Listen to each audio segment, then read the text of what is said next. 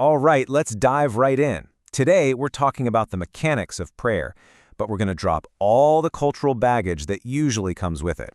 We're going to look at prayer not as some kind of religious pleading, but as what it really is, a repeatable, powerful, internal technology.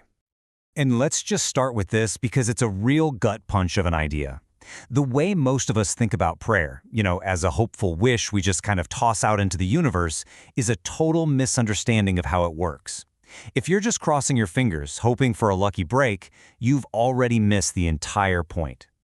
So let's draw a clear line in the sand here. Over on one side, you've got what we can call the fluff version. It's all about begging, hoping, pleading. It's totally passive. But on the other side, you've got the truth we're digging into today. Prayer as a technology, as a way of programming your reality, as an act of intense, unbreakable focus. It's active, it's deliberate, and it's incredibly powerful. So yeah, this is the big idea of our whole explainer. We are treating prayer as a precise system, a technology for focusing your consciousness. And the goal?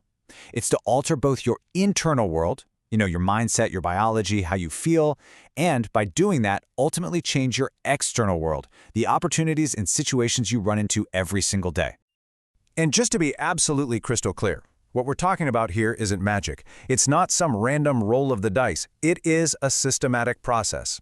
It's about understanding the actual mechanics of how your own mind interacts with the world around you, and then using that knowledge on purpose. But okay, I know what you're thinking. How can just thinking about something in a quiet room actually change anything out there in the real world? Well, let's get into the logic of it, because it's not just some woo-woo concept. It actually starts with your own biology. Everybody meet your brain's personal bouncer. It's called the reticular activating system, or RAS for short. Every second, you're bombarded with information, and this thing's job is to filter out like 99% of it, so you don't go completely nuts. It only lets in the stuff you've already told it is important. And this is exactly where prayer plugs right into your own system.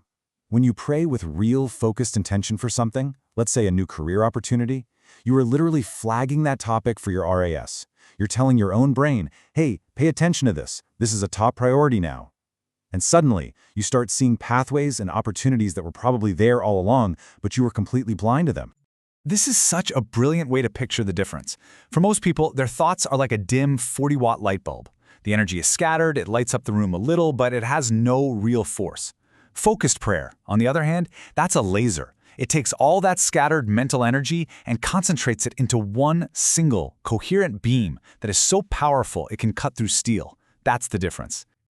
This brings us to a really crucial point. It's all about resonance. See, you don't get what you want in life, you get what you are. You can say, I want to be wealthy all day long, but if your deep down emotional state is constantly broadcasting fear and a feeling of lack, well, that's the signal the universe is going to pick up on. Effective prayer is about tuning your internal frequency to actually match the reality you want to experience. But here's the catch, and it's a big one. You can't run high-performance software on corrupted hardware. The best code in the world won't do a thing on a broken computer. The effectiveness of this prayer software depends entirely on the state of the operator. And guess what? You're the operator. You're the hardware. So before you even start, there are three non-negotiables, three internal states you have to get right. First is something called kenosis, which basically means self-emptying. You have to quiet your ego, your anxieties, your plans, to make space for something new to come in. Second is emotional coherence. Your heart has to feel what your brain is thinking, and that heart signal is way stronger. And third, radical humility, just admitting you don't have all the answers and you might not even know what's truly best for you. Okay, so we've covered a lot of the why. Now it's time to shift gears and get into the how. Let's walk through a really practical, step-by-step protocol that you can actually start using.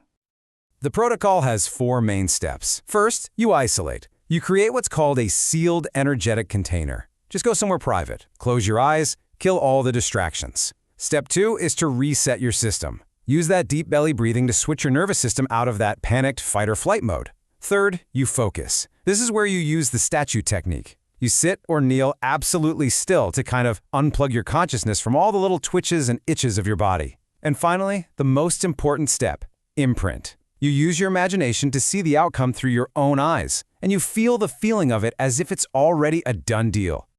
And the words you use, man, they matter so much. Just look at this. When you're begging, oh, please, I really hope this happens.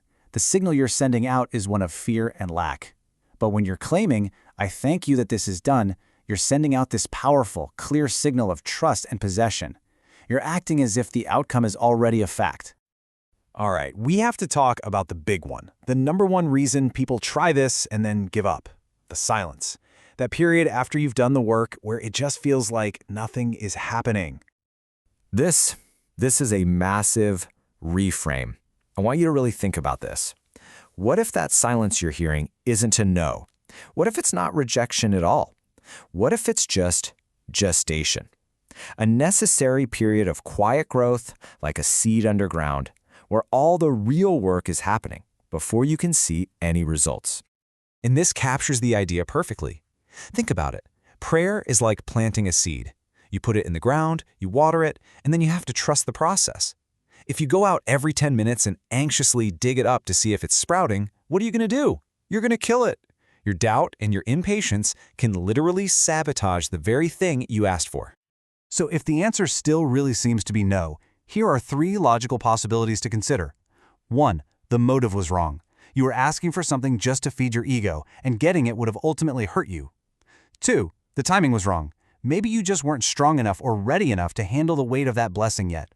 Or 3, and this is a big one, it was an act of mercy. Sometimes not getting what we think we want is the single greatest form of protection we could ever receive. And we're going to end on this powerful idea. The system isn't broken. This technology is always available, and the channel is always open. The responsibility and all of the power, it doesn't lie with the channel. It lies with the operator. So the only real question is, are you willing to do the work to operate it correctly?